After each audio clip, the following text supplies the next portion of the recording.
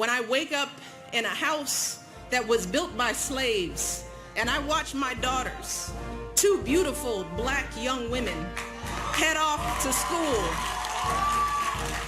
waving goodbye to their father, the President of the United States.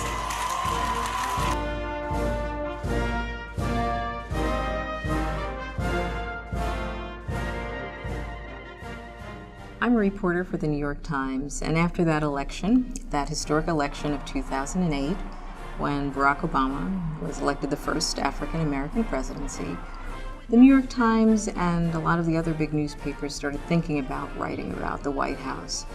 And there was a sense that we might think about doing things differently.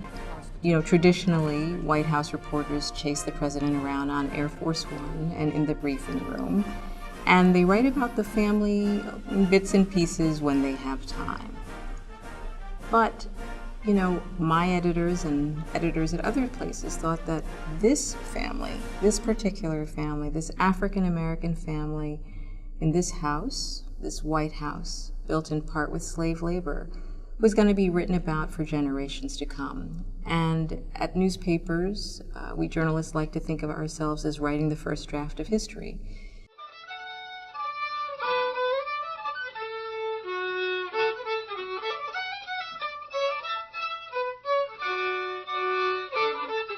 Well, there's an uncle named Jones who's 91 years old, so he tells his niece, Audrey Barnes, he's too old to come to the Obama inauguration himself.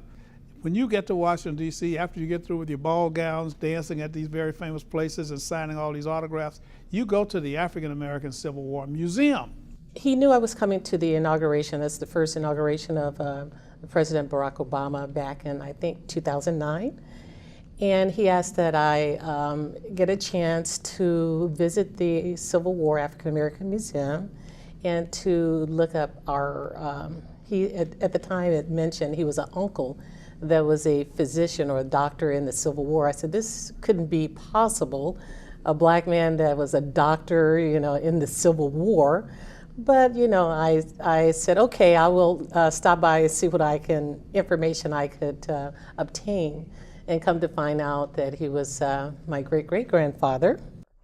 Now, there are a lot of challenges in tracing African Americans back before the Civil War. They don't appear in the census unless they were free people. And it's very difficult and challenging to pull together records. But I was able to find bits and pieces about two important people. One was the man who we believe to be her great-great-grandfather. His name was Cesar Cohen. And another was a step-great-great-grandfather who had an amazing story, and his name was Jerry Souter. Jerry Souter, as I said, was the First Lady's great-great-grandfather, a step-great-great-grandfather. And he really stood out because he was just one of the most striking figures that I found in her family. He was, you have to imagine the time, we're talking about before the Civil War. And he was a man who was, he was a black man who at the time was an adventurer. He was a swashbuckling kind of figure. He was born in Alabama, but once the Civil War rumbled through, he escaped from slavery, found his way to Mississippi, and enlisted in the Union Army. Jerry Souter was said on his record said he was living in Alabama when the war started. He heard there was a contraband camp in Corinth, Mississippi. So he walked all the way to Mississippi to a camp to join the Union Army. And he was involved with an important battle at Brices Crossroads. The Union Army was supposed to be protecting a train route that was supplying the Union Army. And it was a very tough battle. The black soldiers fought valiantly, and actually there were recorded descriptions of the battle from the white commanders who survived and described how the soldiers, the African-American soldiers, fought. And it was a big moment, I think, for certainly for those men. There had been many questions about whether African-Americans could and should have the right to fight and whether they could really do it valiantly. And Jerry Souter and the other men proved themselves that day. Once they were allowed to join the Union Army, they didn't find it easy then. They had to serve under white commanders, and for a time they were paid less as well. But in the case of Jerry Souter and the other African Americans who fought, it really did give them a step up in later life. I know that after emancipation, he went back to find his father, and then he moved to Illinois. In the Civil War, he enlisted under the name Sutton, Jerry Sutton, and then on his enlistment paper he said he came from the R.D. Sutton plantation in Alabama. So that tells you something right there about how he got his name and where he lived.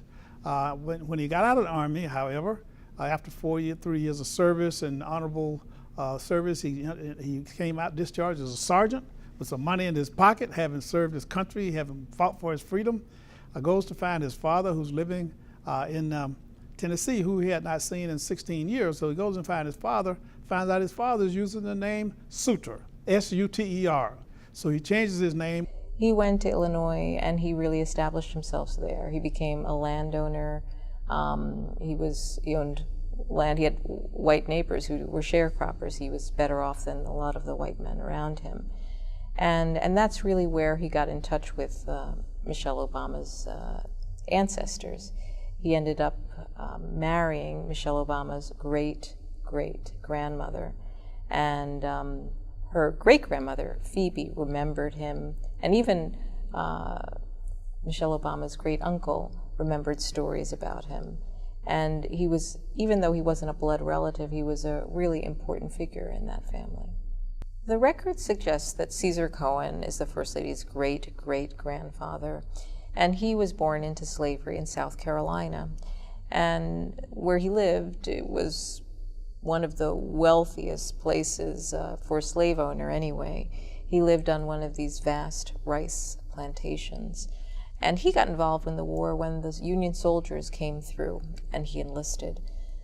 Now, he only stayed on, though, for about three to 6 months in the end. And it's not entirely certain what happened, but he was supposed to go to a hospital. He wasn't feeling well, and he was supposed to come back. And the records indicate that he did not return. In fact, they say that he deserted. What we know is that he ended up back on the plantation where he had worked as a slave, this time as a sharecropper. And for a lot of people, that did not work out well.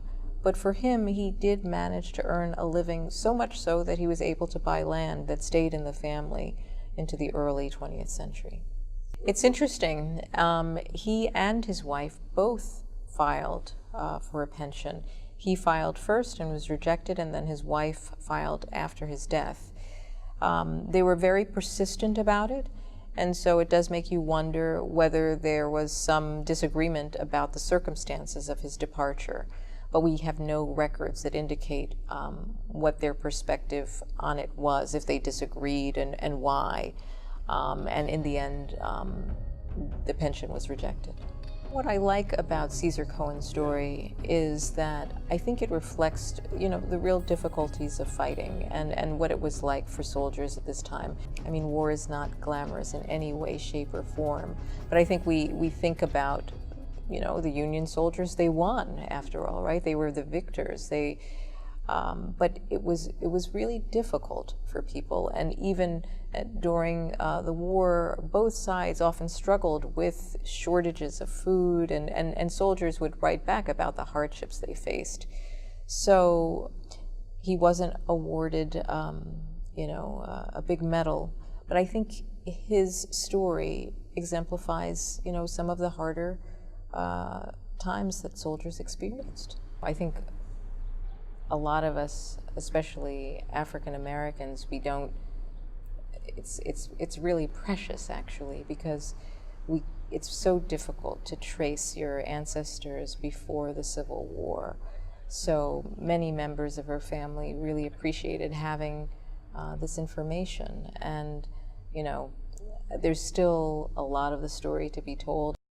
This is the story of America, trying to come to grips with this sordid past of having kept 200,000 soldiers and almost 4 million African Americans enslaved during this time, and then giving them an opportunity to earn their way to freedom, to live long enough to see the 13th Amendment pass, which abolished slavery. The 14th Amendment makes them citizens, and the 15th Amendment giving African Americans the right to vote.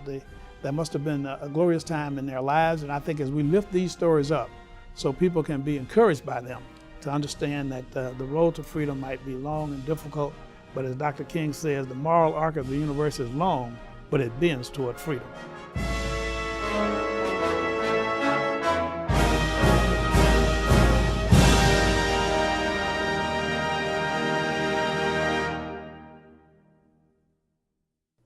The African American Civil War Museum is expanding.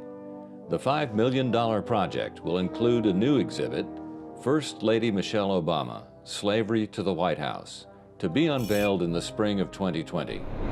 Please make your pledge of support and purchase one brick for $100 today. Your brick will be proudly displayed on the wall of donors for generations to come.